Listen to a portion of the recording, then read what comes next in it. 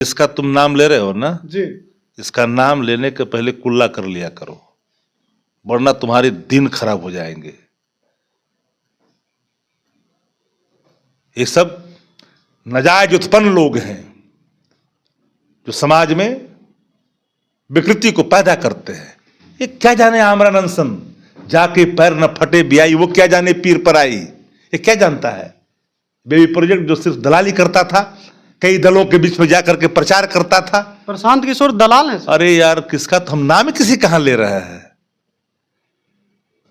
जो योग्य नहीं उसका नाम नहीं लेना चाहिए। वो क्या है, क्या चीज। देखिए, पटना के गांधी मैदान में गांधी मूर्ति के सामने प्रशांत किशोर बीपीएससी अभ्यर्थियों के लिए अनशन पर बैठे हैं। लेकिन इस अनशन पर सवाल उठने खड़े हो गए हैं, क्योंकि उनसे ही कुछ दूरी पर एक लग्जरियस वैनिटी वैन लगा है।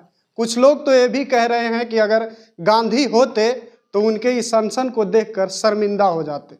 इसी को लेकर के हम बात करेंगे। हमारे साथ बात करने के लिए राजद के मुख्य प्रवक्ता शक्ति सिंह यादव मौजूद है। ये गांधी जी के मूर्ति के पास लग्जरियस वैनिटी वैन, किसी प्रकार का ऐसा इक्विपमेंट जिसकी कीमत 3-4 करोड़ हो, जिसका इस्तेमाल शौचालय के लिए, सोने के लिए हो, खाने के लिए हो, विसर्जन के लिए हो, तो गोडसेवादी लोग हो सकते हैं, गांधीवादी नहीं। गांधी तो सात्विक, सत्य, सादगी, संजीदगी के प्रतीक थे। ये गांधीवादी रास्ता था जो गर्दनी बाग में अभ्यर्थी कर रहे थे सत्याग्रह। उस सत्याग्रह को हिंसा किसने कोशिश की, उस सत्याग्रह में दम था। परिणाम के दहलीज पर पहुंचा हुआ सत्याग्रह को एक अलग रूप दिया गया। कौन दिया? सत्ता प्रतिष्ठान का बेबी प्रोजेक्ट बाजारू शिखंडियों ने दिया। ये बाजारू शिखंडी सत्ता के इशारे पर कथक डांस करता है, ऐसे तो सोया रहता है। कहां था 7 दिन तक? जब नेता प्रतिपक्ष पहुंचे थे, अभ्यर्थियों के आग्रह पर नैतिक समर्थन दिया, देश ने नैतिक समर्थन देना शुरू किया और देश भर के नेताओं ने ट्वीट किया। तेजस्वी जी के ट्वीट के बाद रीट्वीट होना शुरू हुआ। नेशनल चैनल टॉप 10 खबरों में इसको शामिल किया और प्राइम टाइम का हिस्सा बन गया। ये सत्याग्रह का ताकत था। लेकिन सत्याग्रह को सीधे तौर पर गांधी मैदान में रण क्षेत्र में तब्दील कराने वाला कोई और नहीं, सत्ता प्रतिष्ठान का बेबी प्रोजेक्ट और बाजारू शिखंडी के सिवा कोई दूसरा नहीं हो सकता है। महंगे इक्विपमेंट के साथ बैठा रहे। गांधी जी भीतर से कांप रहे होंगे। ये गोडसे की औलाद यहां भी आके खड़ा होगा, मेरे स्टैचू के बगल में भी। ये सत्ता के इशारों पर ये सारे ड्रामे हो रहे हैं। इसलिए एक बात जाननी चाहिए, कोचिंग माफिया और बीपीएससी असत्ता प्रतिष्ठान तीनों का सम्मिश्रण है ये।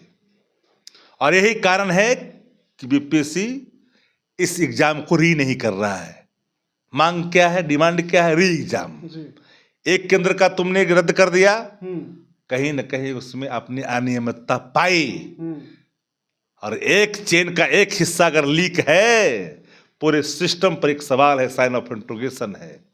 बड़े पैमाने पर खेल हुआ है। क्वेश्चन किस प्रकार का पूछा गया था? इतना लो स्टैंडर्ड का क्वेश्चन पूछा गया था बीपीएससी का, वो गैंगमैन से भी पूछा जाता वो सवाल। 6 और 7 क्लास से पढ़ने वाला सीबीएसई का स्टूडेंट उस सारे सवाल को हल कर देगा। इतनी हल्की सवाल क्यों पूछी गई? इसीलिए नारा ब्यारा करने के लिए।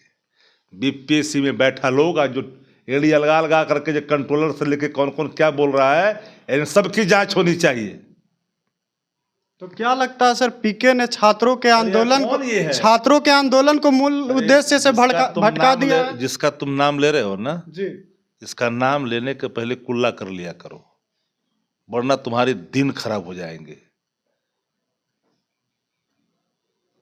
ये सब नाजायज उत्पन्न लोग हैं जो समाज में विकृति को पैदा करते हैं। ये क्या जाने आमरन अनशन, जाके पैर न फटे बियाई, वो क्या जाने पीर पर आई, ये क्या जानता है। बेबी प्रोजेक्ट जो सिर्फ दलाली करता था, कई दलों के बीच में जाकर के प्रचार करता था। प्रशांत किशोर दलाल हैं सर। अरे यार, किसका तो हम नाम ही किसी कहां ले रहा है। जो योग्य नहीं उसका नाम नहीं लेना चाहिए। वो क्या है, क्या चीज। ऐसे ऐसे कितने लोग इससे ज्यादा शक्तिशाली पटना के कई वार्डों में चुनाव लड़ने वाले लोग हैं, किसका तुम नाम ले लेते हो यार। सर, आयोग के लोगों द्वारा कहा जा रहा है कि जो छात्र हैं जो आंदोलन कर रहे हैं वो नॉन सीरियस छात्र हैं। सब सीरियस है, नॉन सीरियस आयोग है। अगर नॉन सीरियस आयोग नहीं होता तो इसको, इसकी गंभीरता को समझता। और सारे सिस्टम इन्वेस्टिगेशन के दायरे में है। सत्ता बदले, इन सब की भूमिकाओं की जांच की जाएगी और इन सब के लिए कानून बनेगा।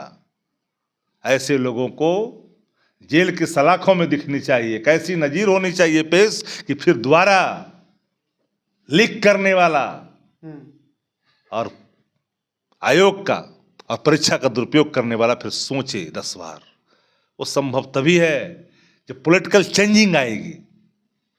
इसका एक ही निष्कर्ष है, पॉलिटिकल चेंजिंग। 20 बरस से एक ही व्यक्ति, एक ही बीज, एक ही खेत उग चुका है। लोग देखते देखते कोई प्रोग्रेस नहीं, कोई इंफ्रास्ट्रक्चर का फ्रैक्चर, सब कुछ तो यही बिहार के अंदर में लूट हो रहा है। कुछ बचा हुआ है क्या।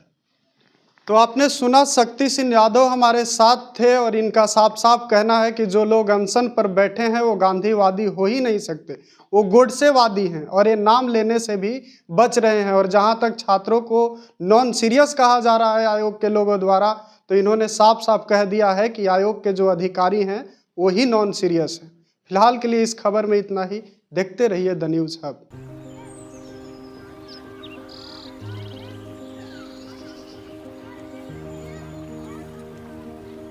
एक बात बतावा, तू हमेशा बड़े बाजार से होकर घर काहे जात बार?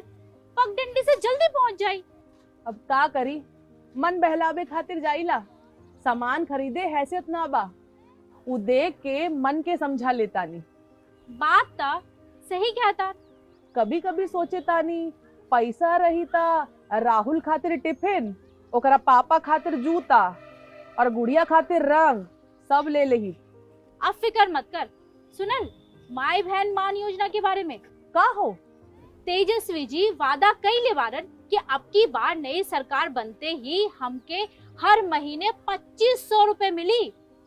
अब दिन बदल जाई। अरे वाह, मतलब सच में दिन बदल जाई। माई बहन योजना, महिलाओं की समृद्धि, बिहार की प्रगति।